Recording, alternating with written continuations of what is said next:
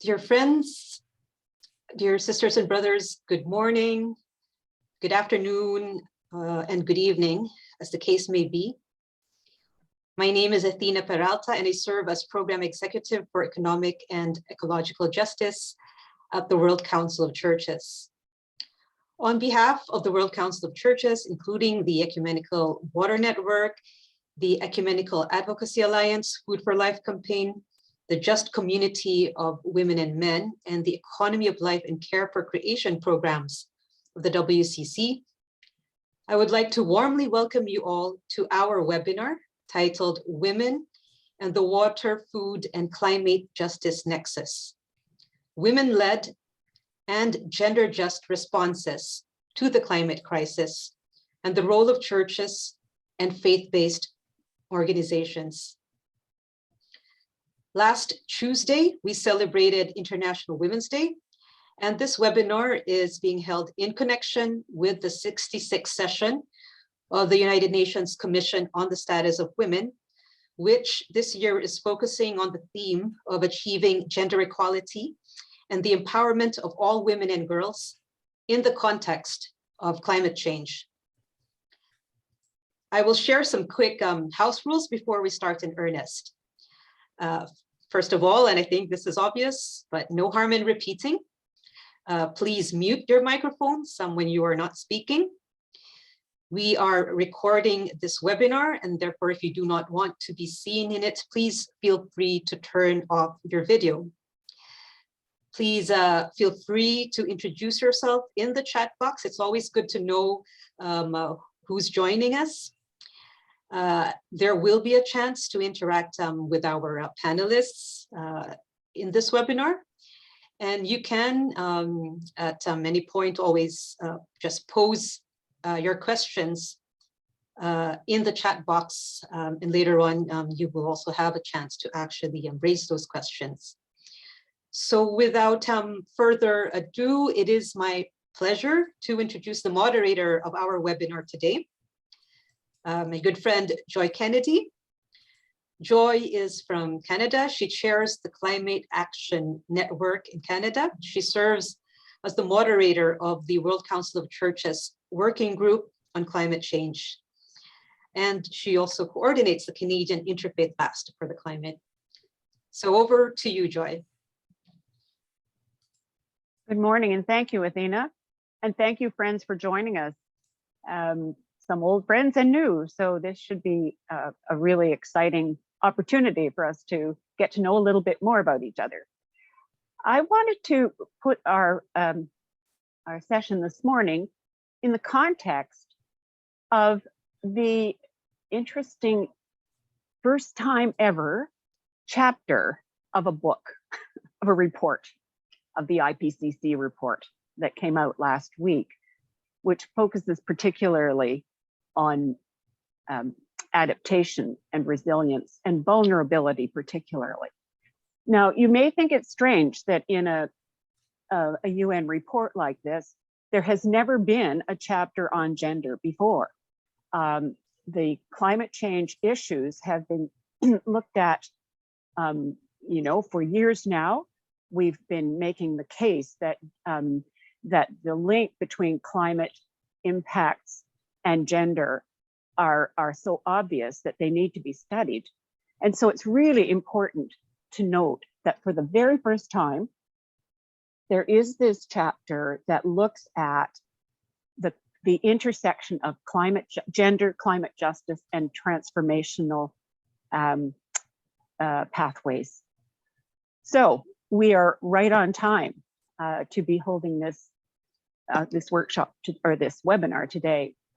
A couple of the things that are key messages in that report, I think we will pick up on in our conversations this morning, evening, afternoon, wherever you are. I'm in Canada, so it's morning. The first thing they identify right off the top is that gender and other social inequities, that is racial, ethnic, age, income, geographic location, they compound vulnerability to climate change impacts. And that climate justice initiatives explicitly address these multidimensional inequalities as part of climate change adaptation strategy. So that's what that's the context of this. One of the important messages from them is that adaptation actions may reinforce social inequities, including gender. And that's something for us to really take seriously, that these adaptation actions that are being proposed may actually reinforce social inequities unless explicit efforts are made to change that. And so it's imperative to link things like the Sustainable Development Goal number 5, which is about gender equality, link those targets and other gender-related targets to adaptation actions, and to ensure that adaptation projects are synergistic rather than maladaptive. And so the risks are there, and it's critical that women particularly become more involved and empowered in the decision-making processes about how we move forward. So the exciting opportunity we have today to link those intersectionalities of water, food, and climate justice are right in line with the timing of this report. And so without further elaborating on that, I want to introduce to you some amazing panelists who have come together, some of whom know each other, but not all. And so this will be a great time for us to explore some of the nexus of these issues. Our first panelist, Ruth Nyambura from Kenya, is a political ecologist and is the founder of African Eco-Feminist Collective. Welcome, Ruth. And then we have Winifred Malu from Kenya, who's the head of thematic support and capacity building at Send a Cow and specializes in regional and local development. And I have to say, I love that name, Send a Cow. It says a lot. And then Ren, or Renem Songla Ozukum, is from Nagaland in India, and she's a theologian and Indigenous woman who has been working with grassroots women in Northeast India for more than a decade. We're sorry that our panelist, Reverend Dr. Nettie Astuilo, is not able to join us, and so we wish her well, but she would have brought a Latin American perspective as well as North American. And so we will, without further ado, begin. And I'm going to ask Ruth we prepared a set of questions for everyone to begin. And we are asking people to respond specifically to those questions, but then to start digging into the intersectionality of all of this as we move forward. And we hope that the questions that are also posed to us by our participants will help us just dig a little bit deeper and see how we can raise up some particular issues, particular responses, particular strategies as our contribution from faith communities who have been engaged, I should say, in many of these topics for a long, long time. Water, food, the basis of life, as we think about caring for our creation, that we are a small part of this whole creation. So I'm going to turn to Ruth and ask her to respond to this set of questions. And you'll have about 5 minutes or so, Ruth. What are some of the systemic structural issues that shape communities' access to clean water in your context? And why is this an issue of climate justice and gender justice? And you might say a word also about the upcoming Alternative Water Forum in Senegal. How will that respond to these issues? So over to you, Ruth, and welcome. Thank you so much. So I'll basically start with, in Kiswahili, water is life is maji ni uhai. And you find across the world, there's always a phrase to talk about the centrality of water. I mean, think about the human body, 70% of the human body is water, and the earth is surrounded by water. So when I think about questions around access to clean water, one of the things about water, like all struggles, water is not a silo struggle. It's a very intersectional struggle. Politics of water is imbued with particular power relations. When you think about those of us who come from the global south, or those of us who live on the continent of Africa, for example, you find that access to water is mediated by access to land, for example. So if you live in rural areas of Africa where you have very small plots of land because of the long histories of colonialism, or if land is being taken away for, a large industrial agricultural projects, then it means that access to water becomes limited. If you come from a community where there are large extractive industries or mining industries, this affects ability of communities to access water, but also to access clean water when it's available. If you live in an urban city, if you live in a city or a town, an urban settlement, access to water also depends on economic factors. It depends on class. So you find that mostly it's the middle class and upper middle class who are able to access water, or piped water, tapped water from the city council, from the municipality, from the federal government, as the majority of poor who end up living in informal settlements or peri-urban settlements are completely disconnected from the formal water provision services. And of course, we live in a very gendered world. I mean, in terms of the socialization, we also live in a particularly, unfortunately, patriarchal world. So we find that women across the world, and same, of course, as this continent, women perform very particular gendered, socialized roles around care work. So provision of food, ensuring that the house is clean, ensuring that children are clean, children have access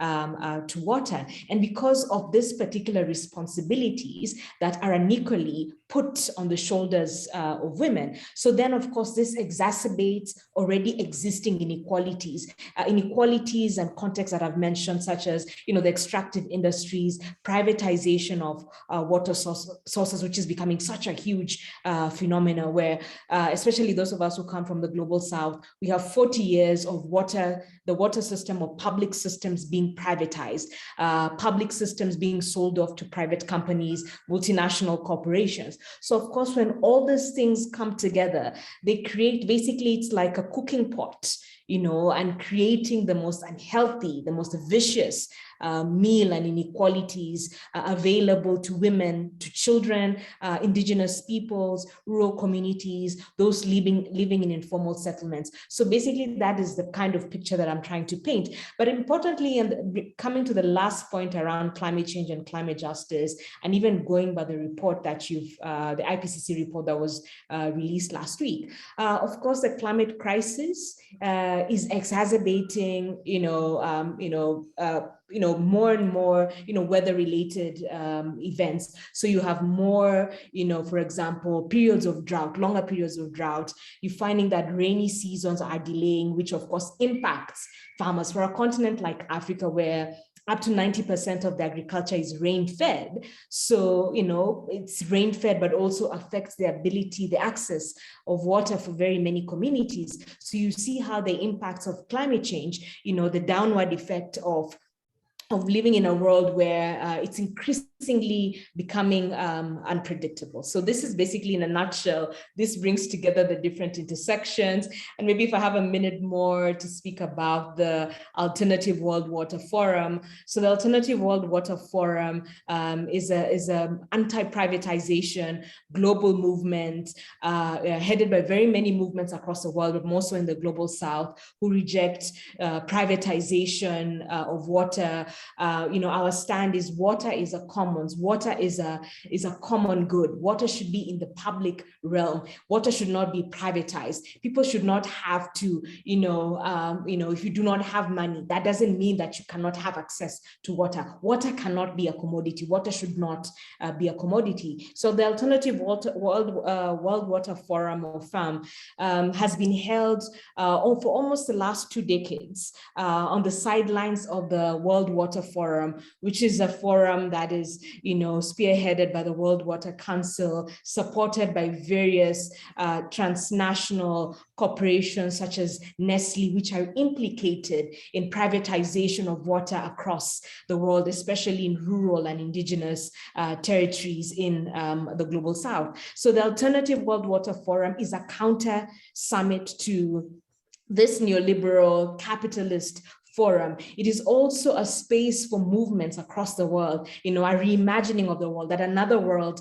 is possible, and also bringing together the intersections of the water crisis, again, the role of extractive industries, the role of finance, multinational corporations, the limitations of the state and the ways in which we want to rebuild the state as a guarantor of particular rights, such as the right to water. So this is basically what the Alternative World Water Forum, and this is where space for global movements to come and advocate for the right to water, or water as a commons, water as a public goods, but also to link up to other movements across the world, for whether it's for climate justice, environmental justice, feminist movements, women's movements, unions, workers' movements. So this is a space for intersecting an intersectional movement and organizing work around the environment, around water, around the commons. Thank you, Ruth. And I think it should be a space where people from faith communities need to be involved, eh? They are. They absolutely are. Yeah. Great. Thank you so much. Well, you see, now that sets us off on a good path to look at these intersecting issues today. Next, I'm going to turn to Kenya, but also Uganda. And I'm sorry, I missed introducing the person who is also here from Sendakau. Winnie Mailu, who I did introduce, has also brought along her friend, Catherine Adao. Am I saying that correctly? Adawa. We'll have a couple of sections here, and Catherine will have some response in our next go round. But so I'm sorry I didn't have your bio, Catherine, but I'm very glad you've joined us. It's great. So we have Kenya and Uganda working in partnership here. This is pretty good.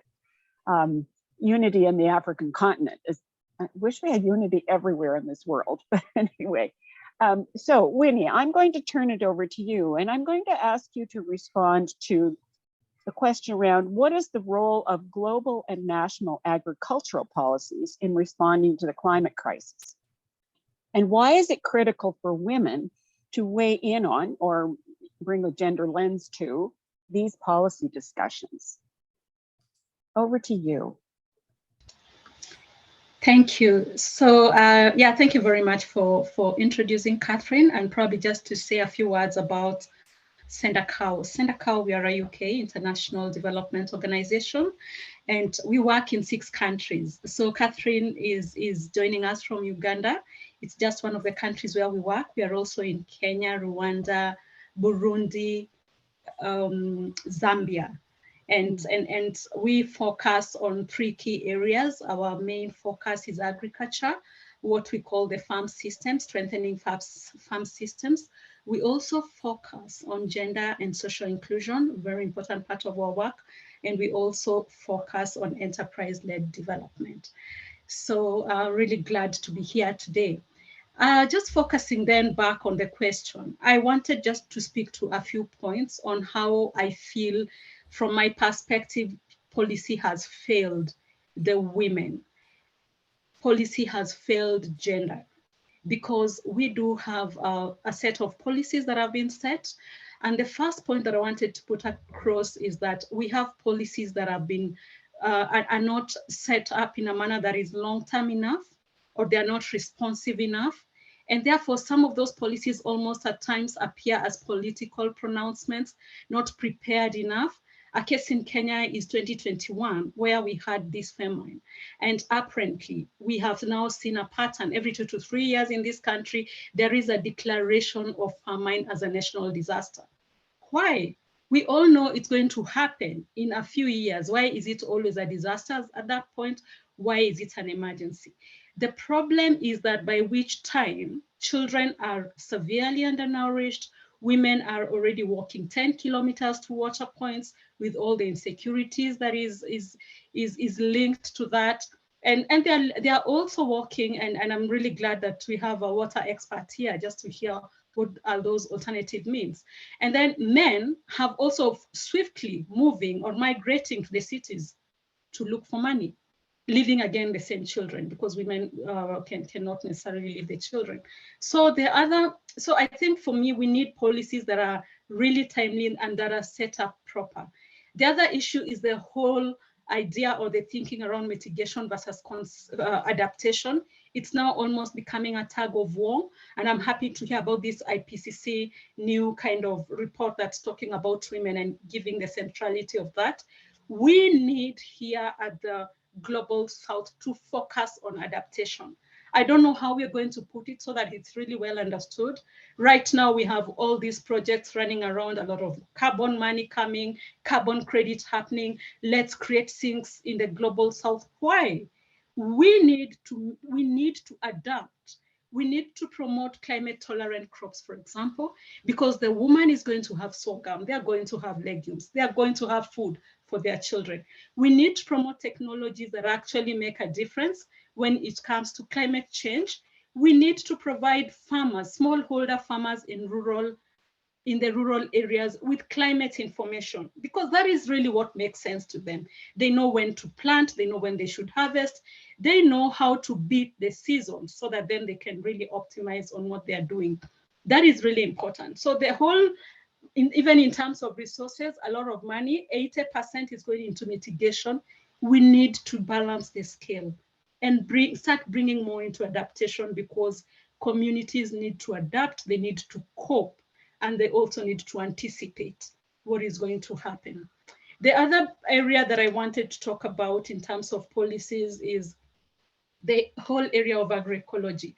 Agroecology is dear to my heart, because every time that I look at a woman, she has a kitchen garden, she's recycling water, she is nurturing vegetables, fruits, she's nurturing chicken and the small stock, the goats and sheep. In that small environment, she's already doing backyard farming. What more technology do we need to ensure that families get food? The woman is already ahead when it comes to agroecology. And therefore, how do we ensure and put across policies that do not undermine this type of effort? The current policy is where we see the big multinationals, moneyed multinational organizations, chemical-driven food production systems. But it's first and foremost, it's not right, because it's not right for the environment. It's also very expensive for the woman. She is not going to afford all the hybrid improved seed every season. The traditional woman, I remember my own grandmother, she used to recycle seed and it just worked fine. Rather than saying this is really retrogressive and backward, how do we go back there and harness this knowledge, bring it back, bring science together and try to make meaning on how this knowledge can be harnessed? It can be well researched, and therefore we have women not just as subjects of research, but women as also leads in this research. And then, because my time has run out, I just wanted to talk about, I wanted to really talk about academia. That climate, agriculture, food, water, these are sciences we are talking about. We need policies that promote women, affirmative policies that promote women to also engage in STEM subjects. Currently, we are at around 30% of women who are really in this. So if women scientists do not exist, therefore, they get lost. They are not at the table where all these discussions should happen. And therefore, when decisions are being made, when policy recommendations are being made, and informing policy that is not taken into account. So really have policies, in-country policies, global policies, scholarships that promote women in science subjects, climate change, agriculture, water. We need more women there. Thank you. Oh, Winnie, you're so passionate about this. It's so good to see. Read chapter 18 of that IPCC report. They're saying that's exactly what you need. So thank you. That's great. Now we're going to move along and pick up on the subject of seeds, for example, that you were just talking about. As Ren, who's an Indigenous woman in Nagaland, has been working on these things for a long time. So Ren, if I can turn to you as an Indigenous person, could you share how you and your community are working to preserve Indigenous seeds and plants? And how does this contribute then to building climate resiliency? What's the role of women and youth in this initiative? Over to you, Ren. Thank you for the question. Yeah, good evening. As an Indigenous woman from Nagaland, India, I want to share briefly about Indigenous knowledge system specific to Indigenous seed and plants conservation, or heirloom, and its relation to climate resiliency. Indigenous peoples around the globe, despite the different geographical locations and landscape, share and possess similar knowledge and practices about ecological symbiosis that speak directly to three major agendas of the UN Sustainable Development Goal, and that is number 2, zero hunger and food security, number 5, gender equality, and number 13, which is climate change and action. Among several excellent community seed conservation or heirloom practicing in Indian states such as Gujarat or Odisha, I want to share an example from my native state, which is Nagaland, a landlocked and drought-prone area inhabited by more than 40 Indigenous communities and cultural groups, which are mostly Christians. The conservation and sharing of seed and plant is an all-age heritage system practicing in almost all the Indigenous Naga communities, and I request to show the picture. Some commendable NGOs are investing in organizing annual biodiversity festival or for communities to visualize the Indigenous seed ritual, which is still in a nascent stage, but they are thriving. Similarly, rural areas and villagers are the primary conservers of plants in my region. The main objective of or hope about conserving Indigenous seeds and plants are to promote a mana economy by replenishing the earth and to affirm that ecocide is not the viable way towards sustainable livelihood. And number 2, to intensify the practice of agrobiodiversity by protecting and nurturing resiliency, and to save plants' genetic diversity, which serves as a treasure trove. Number 3, to systematize and ensure that Indigenous food production skills and knowledge, as they are endangered and some are extinct for younger generation. And finally, to recognize that Indigenous knowledge system and its contribution to sustain the skills and knowledge of the ecology, not only among the community, but also to extend to non-Indigenous communities so that we can challenge the climate change effectively. And that's my, thank you. Thank you, Ren. That's pretty exciting, and as you say, it's intergenerational. So one can only hope that the lessons that you're passing on to the next generations and the next ones after that are successful and build that resiliency. Now we're going to go back to thinking, linking water, seeds, food, and we'll go back to Ruth, who is a young person who founded the African Eco-Feminist Collective. And in what ways do eco-feminist perspectives on land, water issues contribute to climate resilience? And Ruth, do you see a role for young women and girls in changing the dynamic in the face of actions and programs? What are the obstacles and what are the opportunities? Over to you. Thanks, Joy. Although I'm going to laugh at being called young, I had a nice chuckle about that. Well, compared to myself, you're quite young.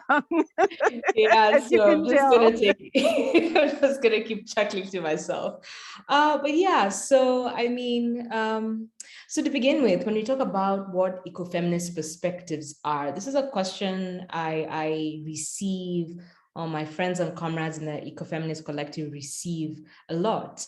And so just to begin with, an ecofeminist perspective, you know, takes questions of power around ecology very, very seriously. So when we think about the environment, whether it's water, whether it's mining, whether it's pollution, whether it's plastics, you know, whether it's workers working in, you know, extractive industries, the questions are not just simply technical questions or technological questions, but we think about the power relations, questions around class, questions around gender, questions around race, disability, sexuality, you know, thinking about the long histories of colonialism, because you cannot think about the climate crisis without thinking about the long history of colonialism in the global South. You cannot think about, you can't not think about, you know, the Industrial Revolution. You can't not think about the histories of enslavement, you know, the Middle Passage. So all these questions brought together allow us to think much more radically about the systemic and structural issues. When we talk about, those of us who are in the climate justice movement, when we say change the system, not the climate, what is a system? The system is created in a particular way. What is the foundation of the system? And that's what an ecofeminist perspective does. It opens up analysis beyond what is on the surface, going much deeper, but also centering the communities, the aspirations of those on the front lines of the crisis, rather than centering corporations or those who have historically benefited and continue to benefit from the intersections of, you know, the climate, the way the climate crisis unfolds or is currently unfolding. So that is, to begin with, that is what an ecofeminist analysis allows us to do. It gives us particular tools to go beyond the ordinary, to go beyond what, you know, what we're seeing in the mirror, you know, to dig deeper. And I'd say this in terms of like being a young, well, I'd say when we collectively founded the African Ecofeminist Collective, I definitely was a young woman then in 2013. And, you know, this youth is a very fascinating thing. Just today in the morning, I was thinking about a very particular political issue related to environmental politics. And I was thinking about an article I wrote in 2013, and now we're in 2022, and how radically different my opinion is. I think my opinion now, the situation of the context is better, because I've had a long time to be in community with so many wonderful comrades and friends who've allowed me to engage in much more broader perspectives. So the beauty of youth, the beauty of organizing when you're young is that you see the world in sort of a, you know, everything is possible. You know, everything can be done, you know, and the energy that can be used in different spaces. So there's a beauty to youth, but at the same time, I don't romanticize youth. I do think that, you know, there's a lot also to be learned in terms of like an intergenerational politics. I do think that, you know, in terms of organizing in very effective ways around food, water, energy, climate, it also needs, you know, humility to learn from older generations, both learning not just what their mistakes were, because there's a tendency to focus on the mistakes of the older generation, but also to focus on what they got right. And even with the mistakes that the older generation made, it's important to look at the context under which these mistakes were made, lest you find yourself repeating the same kinds of mistakes. So it's sort of like it's a cycle of life. Youth, I mean, I'm African, we believe in the long cycle of life. You're born, you grow up, you get married. If you get married, you become a parent, you become a grandparent, you die, you become, the living dead and the ancestors. It's just a whole cycle of life that happens.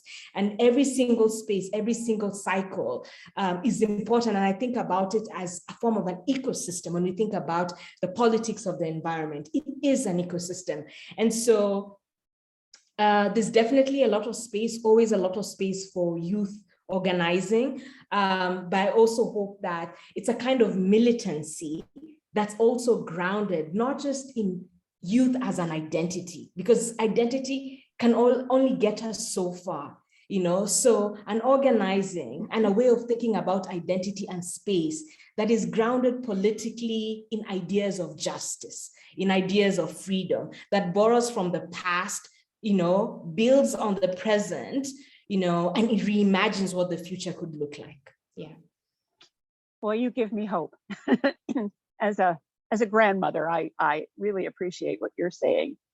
And so let's keep this energy flowing. And we have another question for Winnie, but Catherine's going to jump in here too. And it's about sharing a story or an example from your context of how women, and not least young women, and communities are coming together and strengthening climate resilience by transforming the way we produce and distribute our food. And I think this is where Catherine's going to bring us a story from Uganda. I think.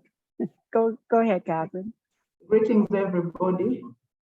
Yeah, like I've been introduced, I'm Catherine Adoa, Farm Systems Sendakau, Uganda. And I'm going to share a story from Uganda.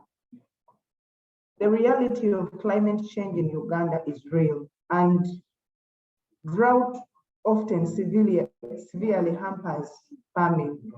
But how has Sendakau walked the journey with women farmers?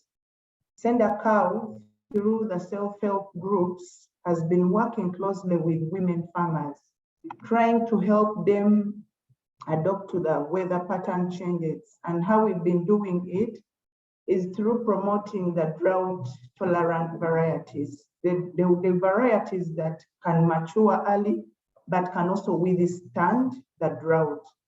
And then besides just promoting drought-tolerant varieties, we've also been promoting the indigenous varieties that are also tolerant to the drought, because they are disimproved, but also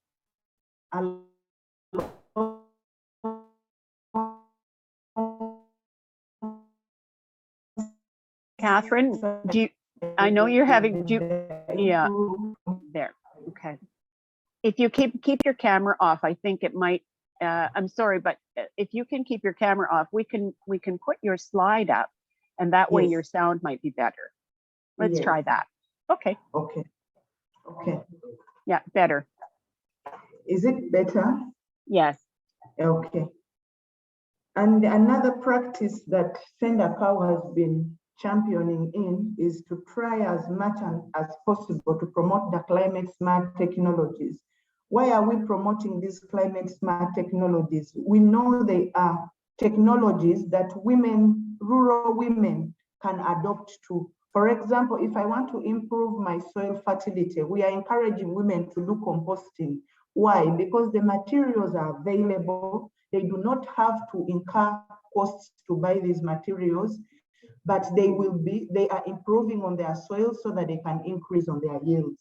When you look at control of pests and diseases, we still promote the biopesticide. Why? Because the rural woman down there is not able to afford all these inorganic pesticides. First-time farmers, they are not friendly to the environment. They use the management and use of these inorganic pesticides is also not good. So what we do as Sendakau is to promote the biopesticides, which the farmer can prepare. It's a homemade remedy to control the pests and diseases. And this has worked so well for the rural woman because they do not have to inject in a lot of resources, because we all know that these are costly chemicals. Then we've also been promoting other practices like push and pull to try to control the striga, because you know maize is one of the crops that is commonly grown and fed on by most households in Uganda. So we try all these technologies, all to ensure that the farmer can produce a reasonable yield, but using a minimal cost of production. And then another thing we've also been trying to do with our rural women is to promote the natural regeneration technology, where we say the farmer managed natural resource, where they do not have to buy tree seedlings to plant and then regenerate trees. They regenerate all the tree stems so that we can have new tree seedlings.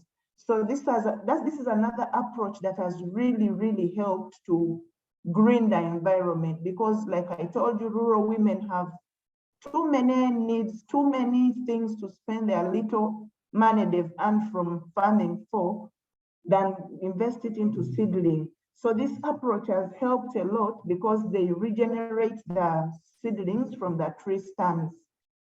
And it also has helped them to cut on the time they go looking for firewood, and also reduce on the time they spend in search of firewood other than taking care of the families. Then also we've done so much with rural women by equipping them in post-harvest handling. Why? Because most losses happen after they have harvested. And imagine in this crisis we are in of climate change, you've managed to harvest a few or a little yield, and then it is lost during post-harvest handling. So another thing we do with our rural women is to ensure that the little they've harvested is not lost in the process of storage. Then this story, the next story I'm sharing in the next 1 minute is from Sendakau, Kenya. It is a story that has been so touching. This community, the women were moving longer distance in search of water. And when you look at the picture, you can see that the water table, the water levels had lowered so much, and this was during drought season. So what did Sendakau do? Sendakau, together with the community, after a series of meetings and engagements with the community, they decided to come up with how do we rebuild, how do we have such a water source protected? Because in the presence of all the violence that had been happening between the women and the girl child, they go very early waiting for water and then return back home at around 5. So together, they worked together and they were able to protect the water spring. And now at least the girl child and the woman can access safe water for home use and for production. Thank you. Thank you very much, Catherine. That is really exciting. It's on the ground. And as I told people earlier this morning, they're fixing the water pipe in front of my house right this morning. So it's very loud, but water is so essential, and I'm glad they're fixing it because it needed fixing. These exciting stories, you know, tell us that women do have the power. They've got the skill, they've got the traditional knowledge, they've got the know-how to make things happen on the ground. And Ren, I'm going to ask you, you know, on the ground, what challenges have you and your community faced in preserving Indigenous seeds, for example? And do you think churches, well, how do you think churches and faith-based organizations can help support that? In fact, do you see a role for churches and faith-based organizations in engaging and promoting these kinds of theologies and practices, particularly from the Global South?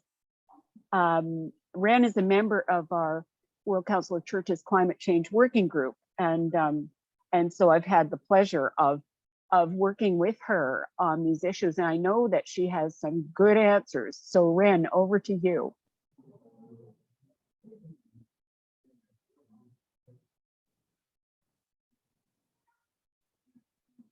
Ren, unmute.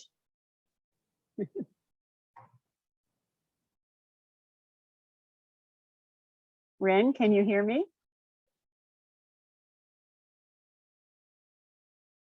I see she's still online. I know she does have sometimes some, there we go. Okay, now you can unmute, Ren.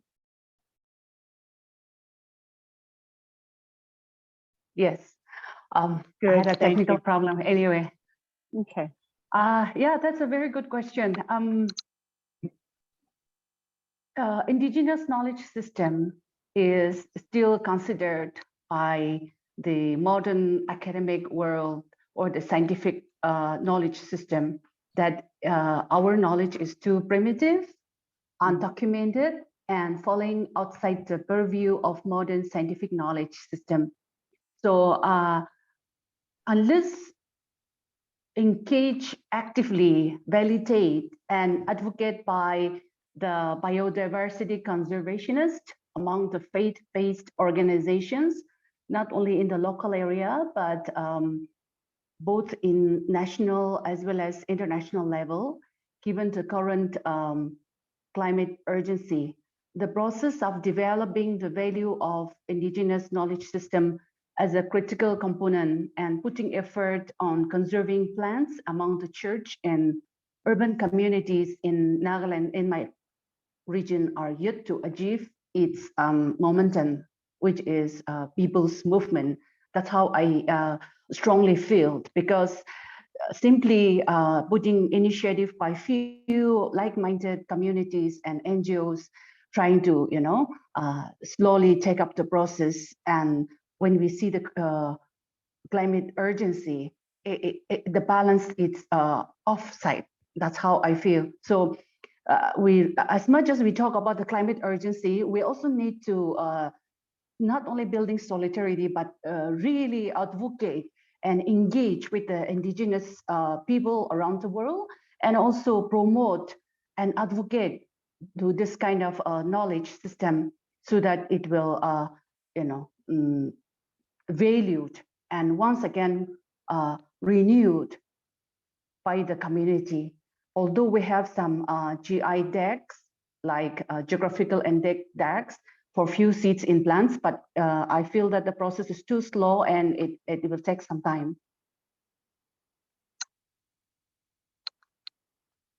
And Ren, when you've engaged as a representative of a faith community in those conversations and discussions and actions, what are the openings, or what are the difficulties that you have faced? I know that you have worked for the National Council of Churches in India, for example. What's their role, and how and what needs to happen in terms of what you describe as being proactive, either locally, nationally, or even internationally?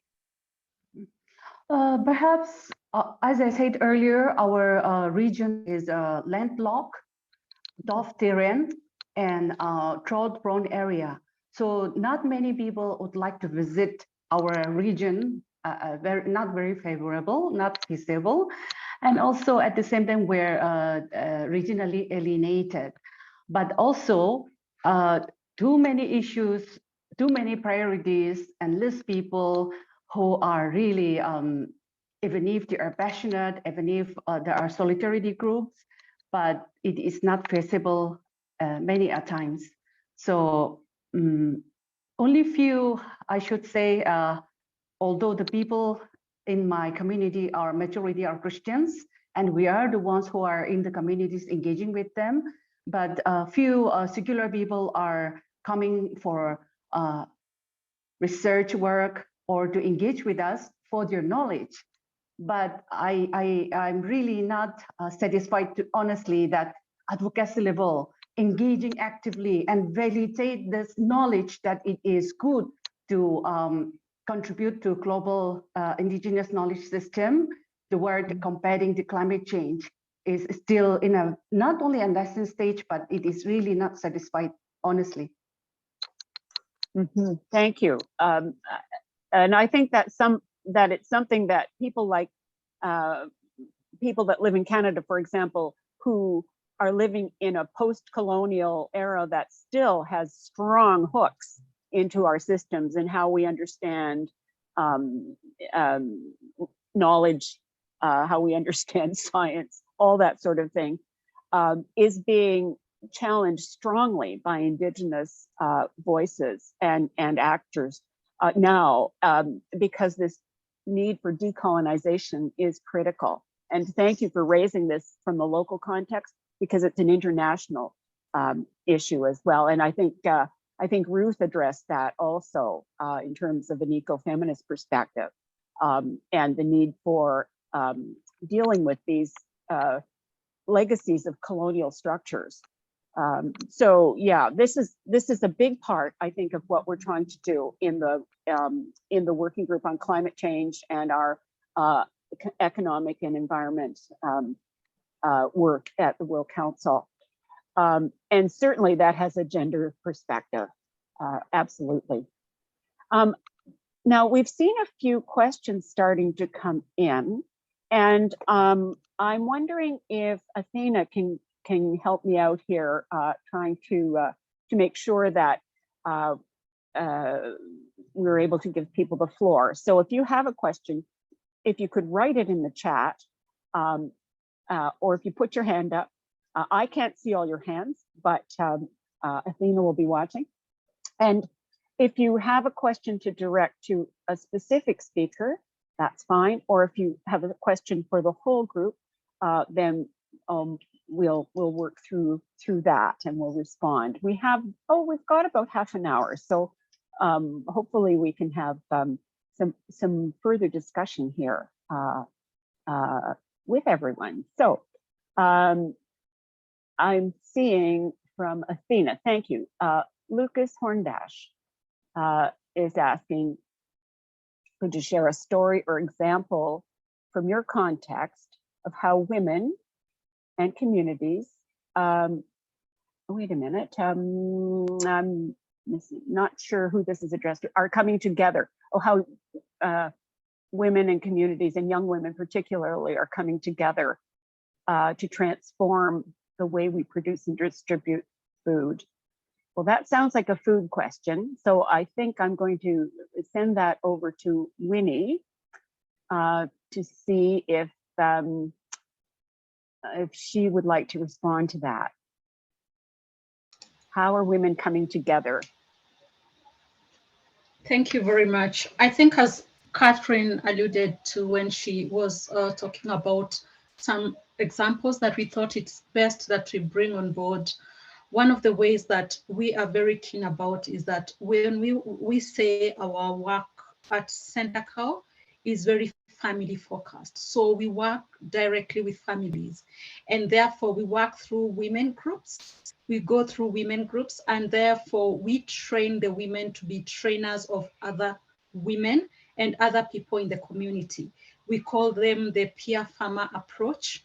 And the women, we feel usually they make such a big difference, because when you train a woman that this is an integrated like pest management kind of technology on how best it would be for you to prepare a kitchen garden, when they do it to the other women, they also add other knowledge. Like, for example, they'll talk about which foods, how diversify can you make your garden, so that then you have fruit, you have vegetables in it, you keep chicken. So in a way, they are already talking about health.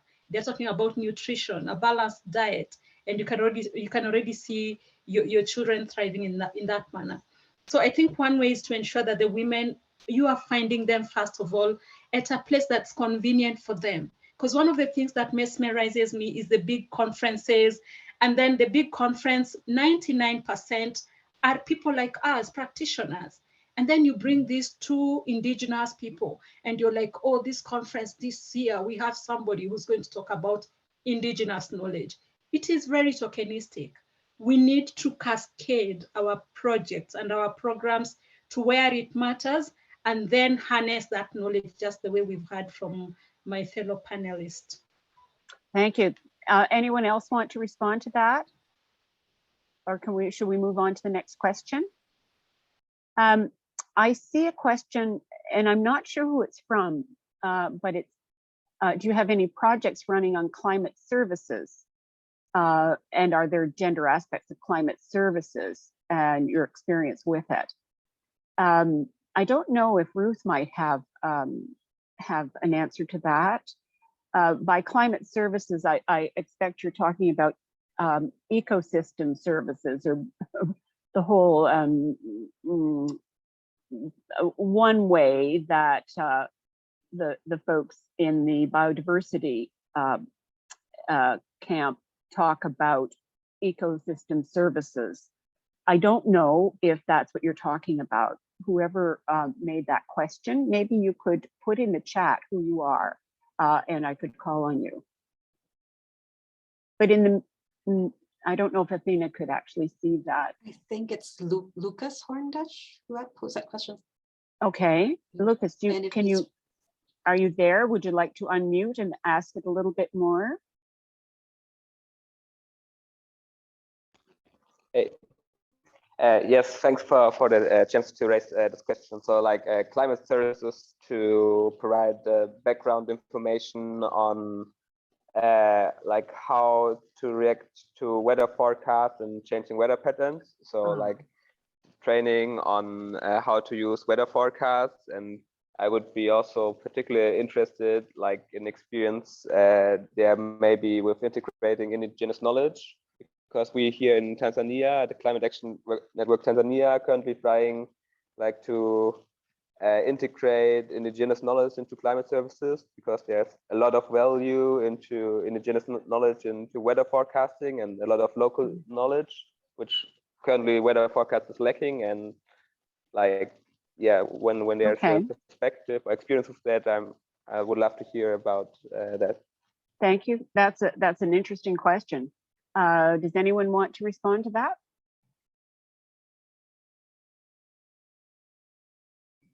I might try, but yeah, but I'm still not absolutely clear what the question 100%, but I'll try given what I've understood. If I understand well, you're asking if basically different spaces are integrating, or you're asking if they are integrating knowledge like indigenous knowledge. If I hope that's the right interpretation. Well, let's go with that and see if you have any suggestions there. And Ren may have some idea too. I don't know. Anyway, go ahead. Okay, so I'd say it's in two ways. One, there's a particular. So for the longest time, of course, this goes back to the histories of colonialism and how indigenous knowledge, not just indigenous knowledge, but indigeneity has been constructed as less than, as something to be eliminated, indigenous people as, people to be brought into the new world, to be civilized, because apparently they're not they're not civilized. So what we've seen is that very many spaces are trying to break with that in terms of the colonial history of thinking and doing indigenous knowledge. But some of the limitations are, what happens is that indigenous knowledge, and I'm not indigenous, but I'll talk about the ways I've experienced the space, is that indigenous knowledge, people take indigenous knowledge, it's sort of almost like a co-option of indigenous knowledge. It becomes another form of stealing and taking indigenous knowledge. You want indigenous knowledge without indigenous people, without, the ways in which indigenous people are still fighting for sovereignty, how land questions are still very central to them, land stewardship is very central to them. So it's sort of like a half and half. there are those spaces that are trying to do it right, like decolonization, decoloniality and whatnot. But also I have seen spaces in which that indigenous knowledge is co-opted and almost taken as if indigenous knowledge is this, one thing in a block, rather than something that is a result of a co-creation of a whole ecosystem. That the knowledge is because of the land, because of the community, because of the relations, because of the politics, because of the elders, because of the children, because of the youth. So there's of course a lot of space. And not just space. I hate even saying the term that there is space for indigenous knowledge. Indigenous knowledge has survived, and indigenous people have survived the worst of the worst, and they're still here. They are the most resilient. They have offered us different pathways around food, around weather, around seed saving, but also in terms of relations with one another and the relations of the earth. So I guess for me is that more needs to be done, but to not think about indigenous people or indigenous knowledge as people and as things that can be co-opted, but to be valued and respected in their entirety, and to remember that the project is a full decolonial project, not just taking knowledge and using it for weather or using it for agriculture in an apolitical way. Indigenous knowledge is produced in a very, very political way, in very, very political settings over a long historical period of time. Thank you, Ruth. That's a really important perspective, and I think that's something that Ren was raising up from her context as well. I don't know, Ren, if you want to say another word on that. I would like to say that that's where this whole question around adaptation and resilience is now bringing Indigenous perspectives and gender perspectives into the fore. Ren. Yeah, I really agree with Ruth.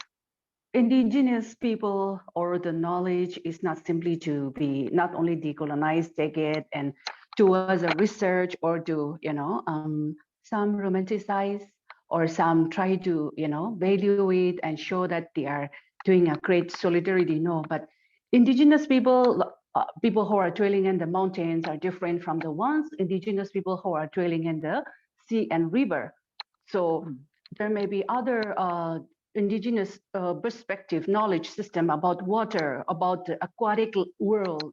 It's not only about the plants or seeds in the mountain area. So also there are Indigenous peoples who are living in the snow area. So different knowledge, different issues, different systems merge together to, build the communities.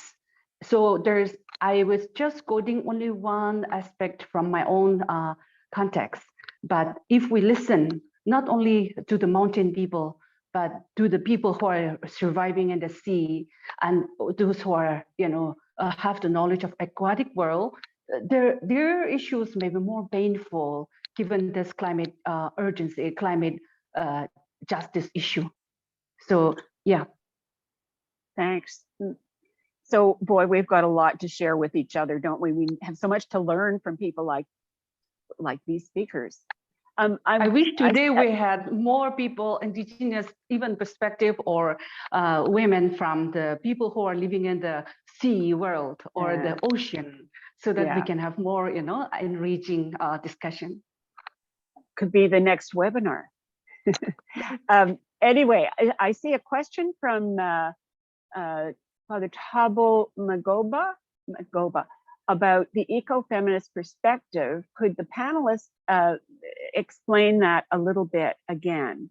I think, Father Thabo, do you want to open your mic and say what it is you really want to hear?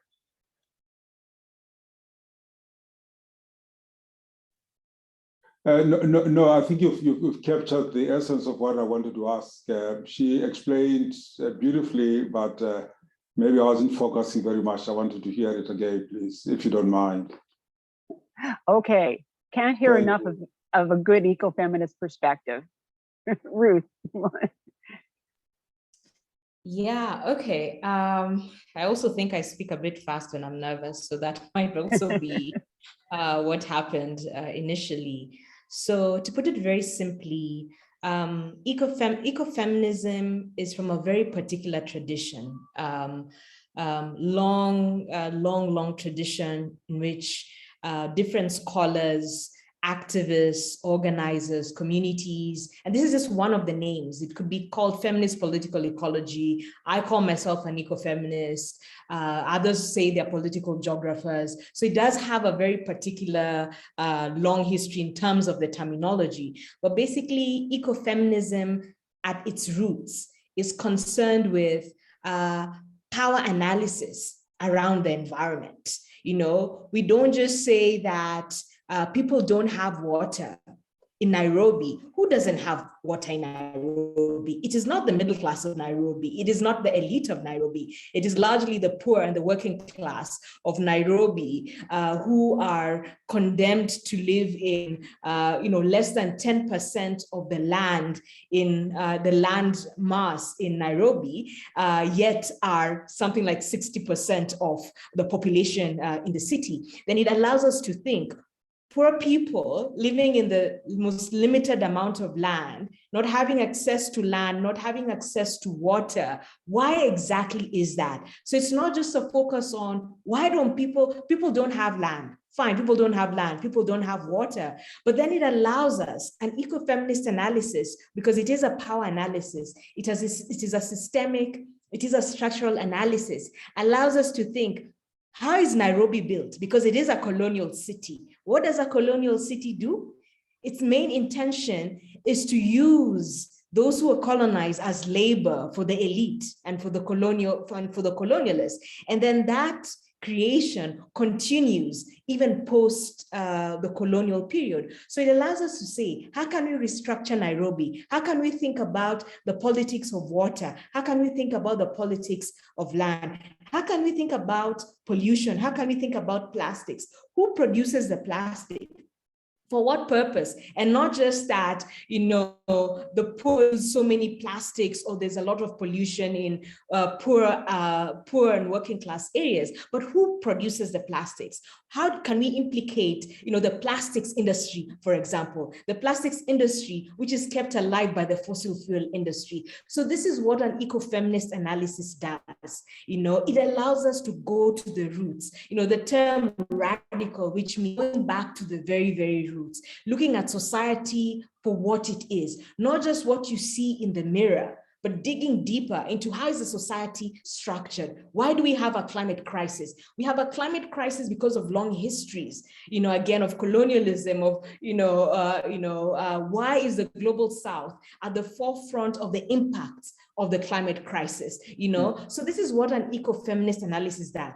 But of course, because it is an ecofeminist analysis and we are feminists, we take gender very, very seriously, but not just thinking about gender as an identity. How is gender constructed? Because working class women, poor women, rich women do not experience the impacts of the climate crisis the same way. The women in Bangladesh working in sweatshops, with the seas rising, are not experiencing the impacts of the climate crisis like women in Manhattan living in, very, very wealthy areas in London, Manhattan, wherever else in the world. So it also allows us to think very radically about gender, that yes, women are an oppressed class, for example, but you have to look at class, you have to look at race, sexuality, and so many things around how identities are constructed. So it's digging deep, going back to the roots. That's what an ecofeminist analysis does. And thanks for that question, Archbishop Tabo. I didn't realize it was you. Thank you. Thank you. Hi. We have a question from Satya Dunning. And Satya, I'm going to ask you to unmute. She's asking, or he, I don't know who you are, to all the speakers of the work of transformation you're engaged with women, what's the response of men, husbands and brothers and fathers and on and on? So Satya, do you want to say a little bit about, you want to raise that question with all the speakers, and or would you like to direct it to someone? I thank you very much for taking my question. I would love it if all three speakers would respond. Thank you. I think we actually have 4 because there's Oh, Catherine. 4, I'm sorry. Thank you, Catherine, of course. Okay. Catherine, do you want to start? How are men responding?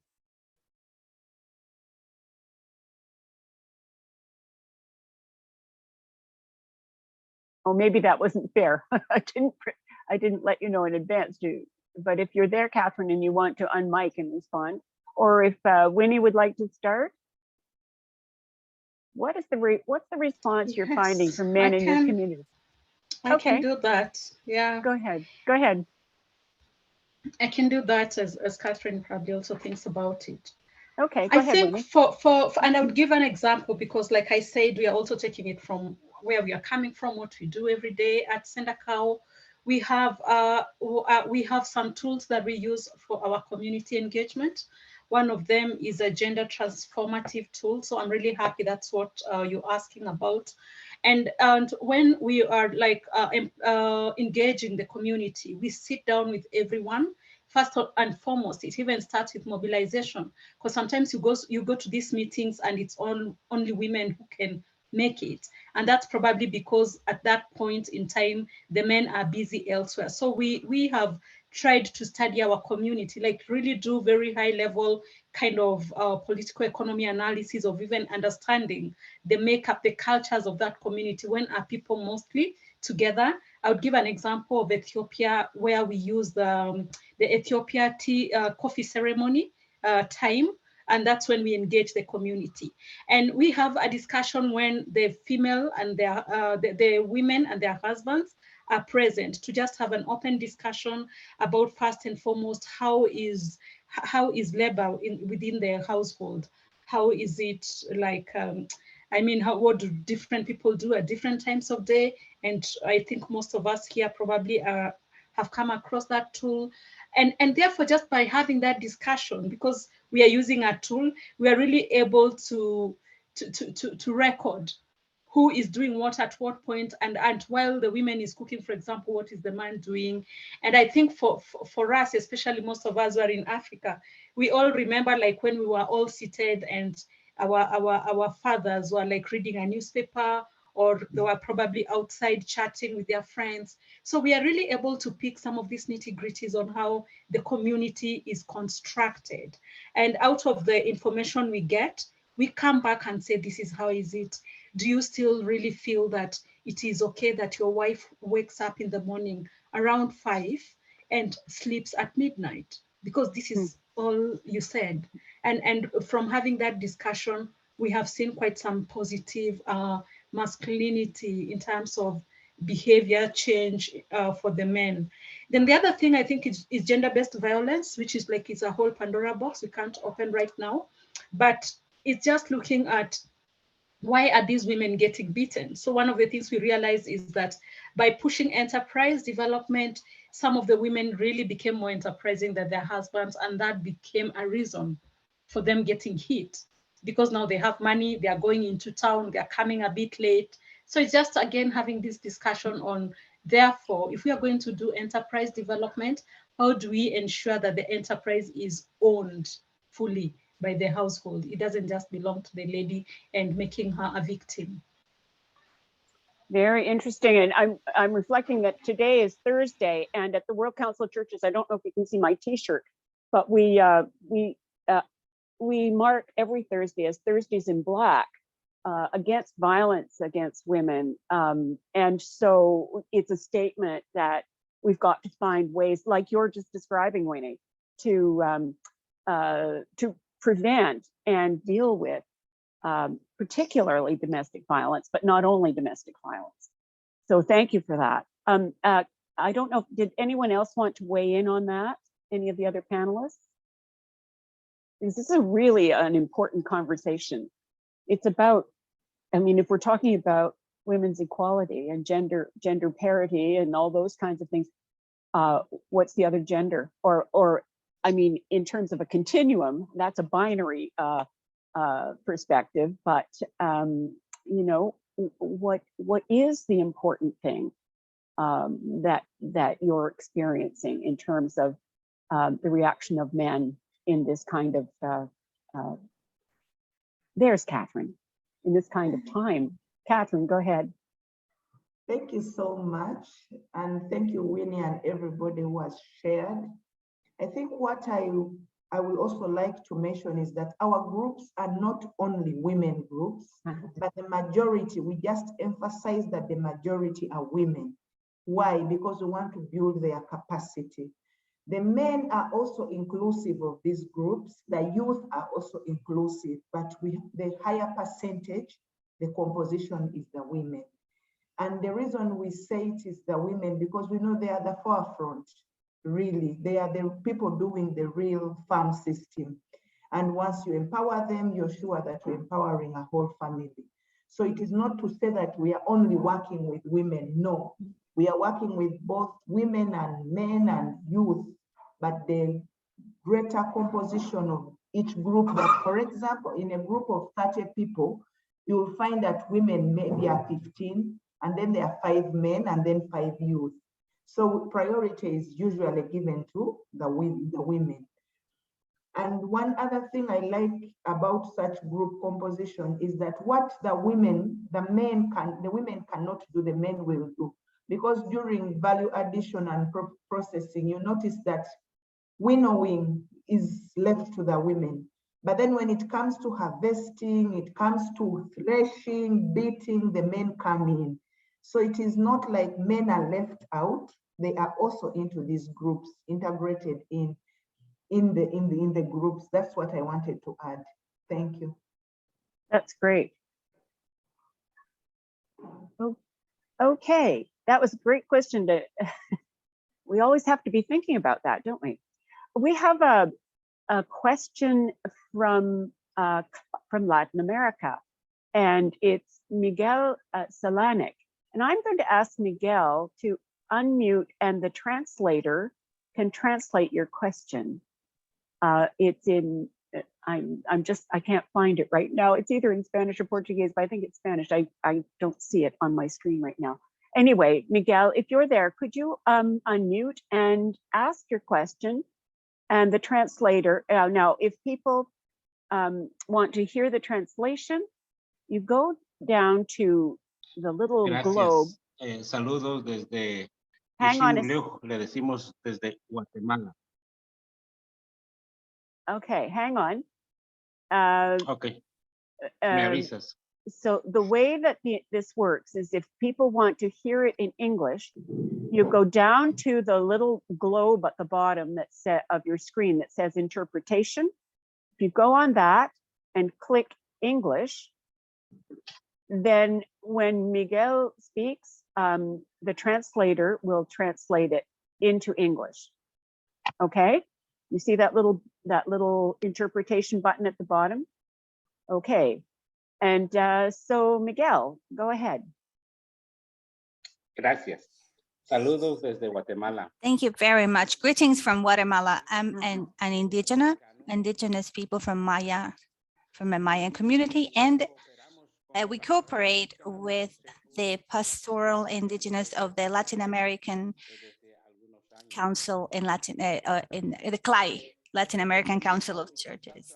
My comment is the following: how do other regions are going about food for the youth?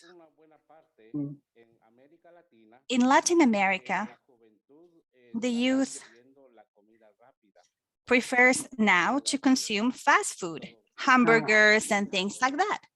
They have forgotten about good nutrition, vegetables, and what Mother Nature gives us. They've completely forgotten about it. So how can we, or what are you doing in other regions to help the youth go back to this healthy eating?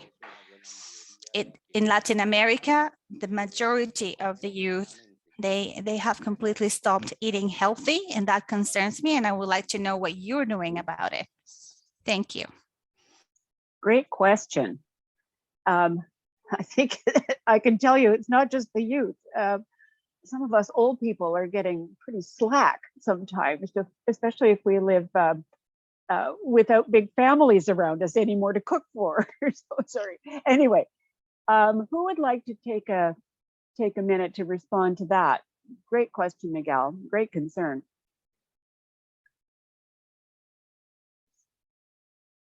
Any one of you? I think I can attempt it. Okay. So this is a question that, of course,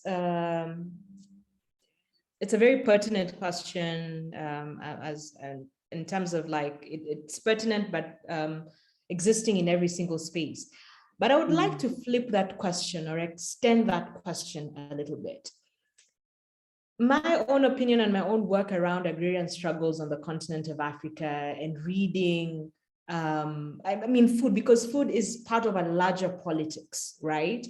What we have, it's not that young people are necessarily choosing to have fast foods, but that under the current conditions, that's what's available. Think about the concept of food deserts, which deserts is also a problem because the term deserts, but I'm going to use it. The concept of food deserts in the United States of America, where you have mostly low-income communities, communities of color that live in areas where the groceries, fresh food, is not available at all, where vegetables, buying fresh food is more expensive than entering a McDonald's or going to the supermarket and eating something packed. So this isn't just a simple matter of people changing their, making choices. For most people, especially in the global South, increasingly, those choices are so limited. If you're poor, if you're working class, you don't have a fridge to store fresh food, it's expensive to buy fresh food. People are working really ridiculous hours, up to 13, 14 hours a day. They have children that they need to think about and feeding them.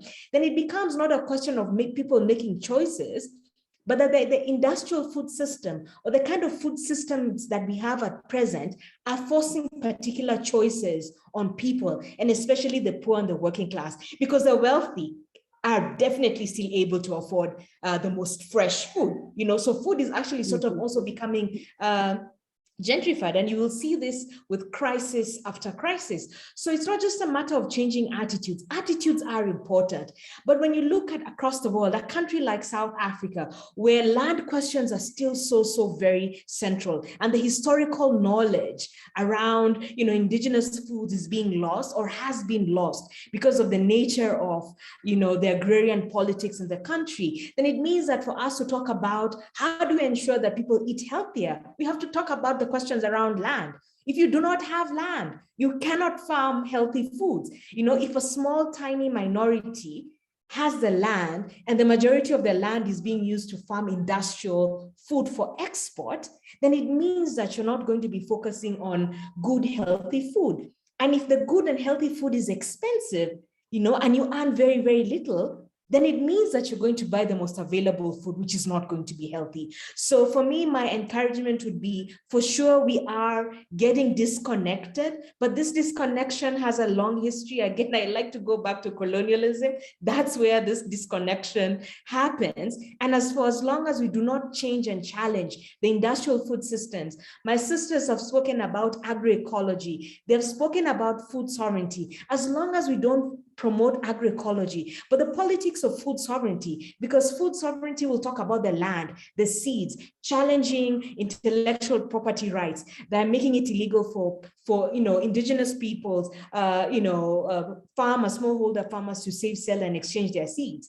Then people will be forced to continue eating very, very unhealthy food that only benefits corporations.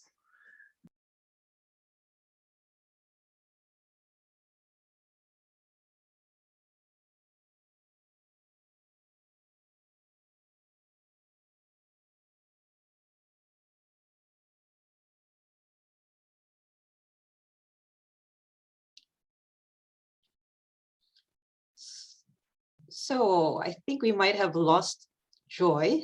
Joy is back, but she's muted. Joy, Okay. could you unmute yourself? There we right. go. I Excellent. don't know what happened. Everything froze and left. Okay, but we can hear you. Okay, I'm glad. You have the floor again. Thank you. These questions have been really great, and I'm really glad we've had this opportunity for this discussion. We only have about 5 minutes left, and I'd like to ask each of the speakers for one brief word, not even a whole sentence, about how you're feeling about this engagement, how you're feeling about how we are today in our faith communities and in the world. What's one message that is in your head right now? Less than a sentence. Now, who can I start with?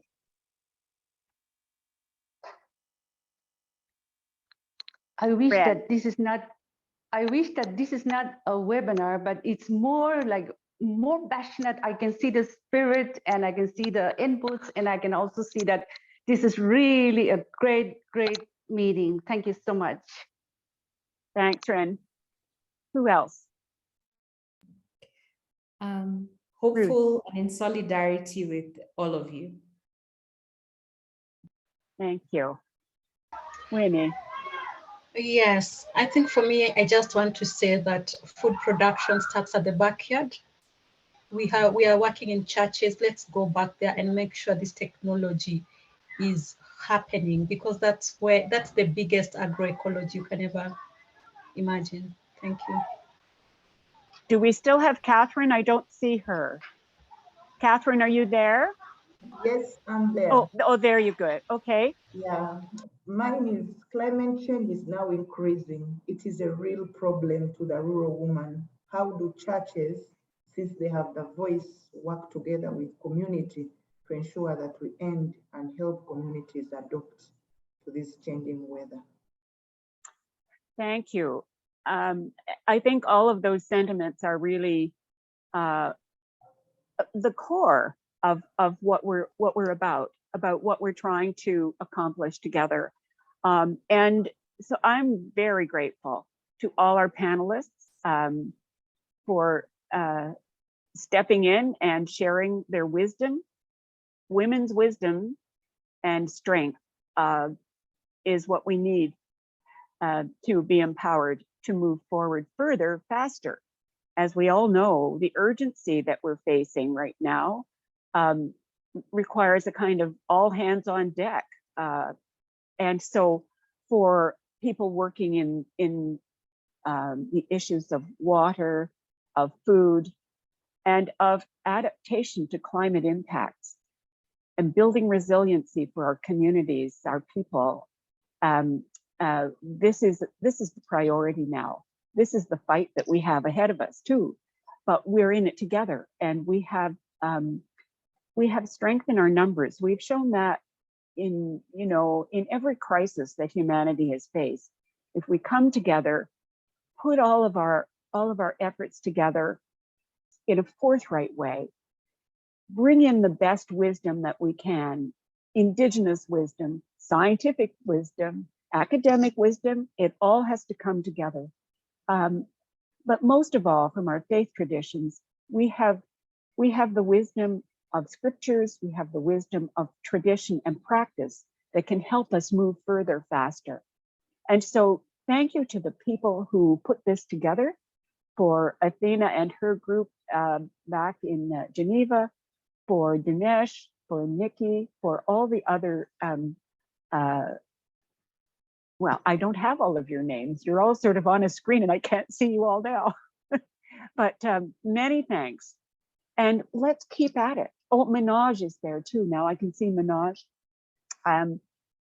So let's give, offer up our thanks.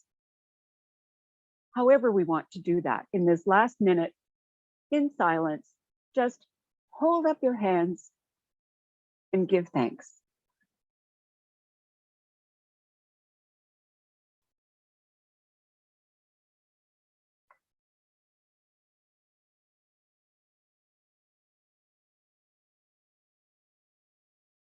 Amen.